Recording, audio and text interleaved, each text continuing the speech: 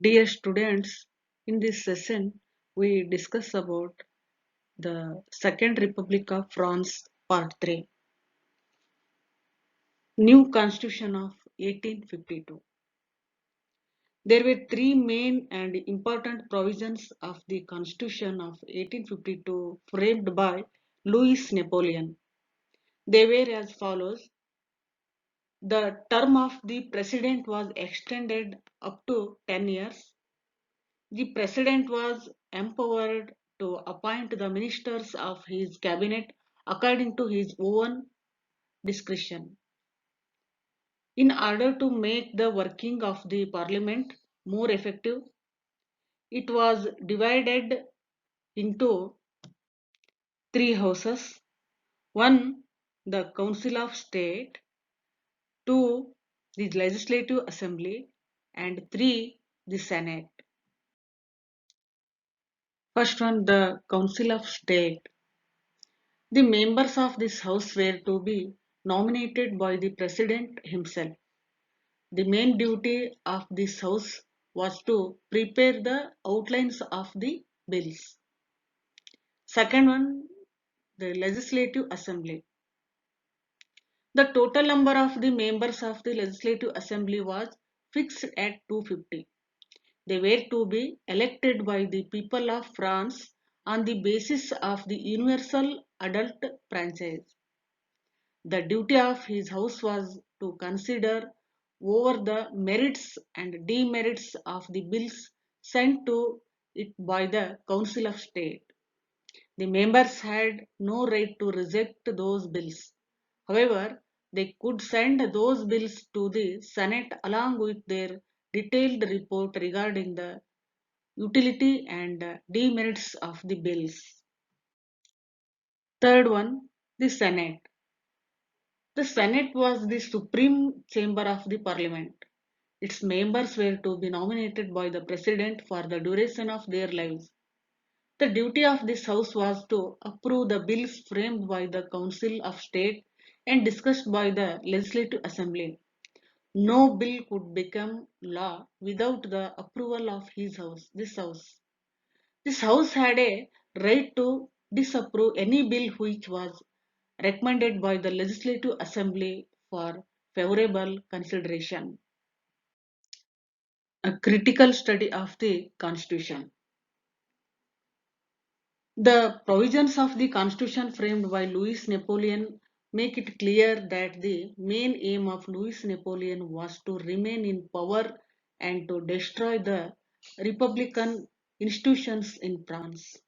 None of the provisions was based on the principles of democracy and republicanism. All powers of administration were given to the president.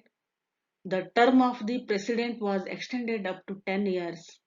It meant that Louis Napoleon would work as the president of the Republican government of France for the coming 10 years. It led to the rise of autocracy in the country. The parliament was divided into the three houses. Out of these three houses, the members of the two, the Council of State and the Senate, were to be nominated by the President. It was against the principles of republicanism, and the government established according to the Constitution could in no way be said to be the popular government. There was only one house, the Legislative Assembly, whose members were to be elected by the people on the basis of the universal adult franchise, but many restrictions were imposed upon the rights and powers of this house, which was in the true sense the only representative body of the common people. The members of the Legislative Assembly had no right to refuse or amend the bills sent by the Council of State. They could only express their views in a wide report, and the members of the Senate were free to accept or to refuse that report.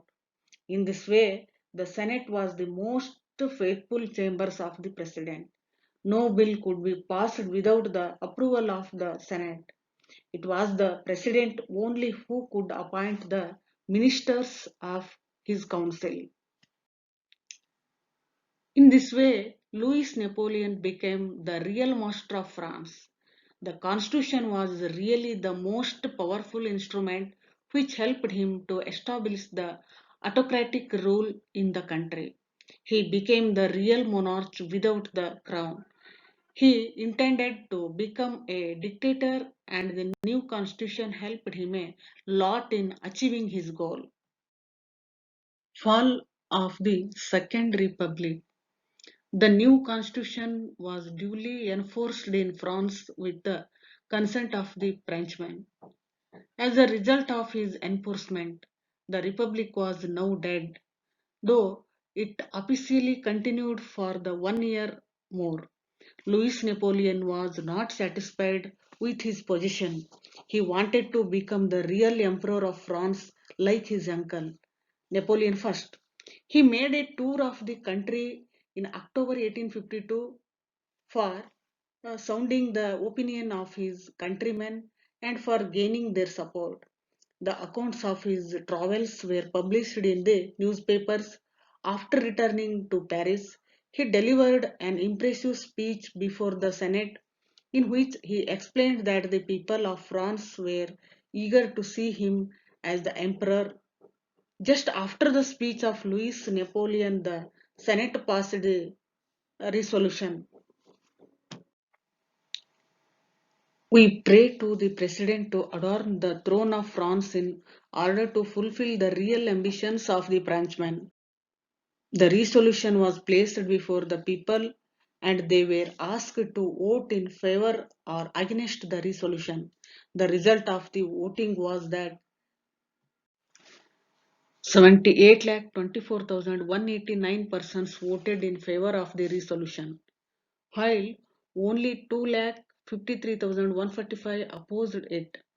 The resolution was passed with a comfortable majority. Louis Napoleon was proclaimed the Emperor of the France on December 4, 1852. He assumed the title of Napoleon III. In this way, the Second Republic was replaced by the establishment of the Second Empire in the words of Grant and temporarily. The proposal that the hereditary empire should be conferred on him came from the obsequious Senate. It was submitted to 78 lakh 24,000 were returned as saying yes, while only 2 lakh 53,000 said no. Louis Napoleon reigned at once as the Emperor Napoleon III. Thank you.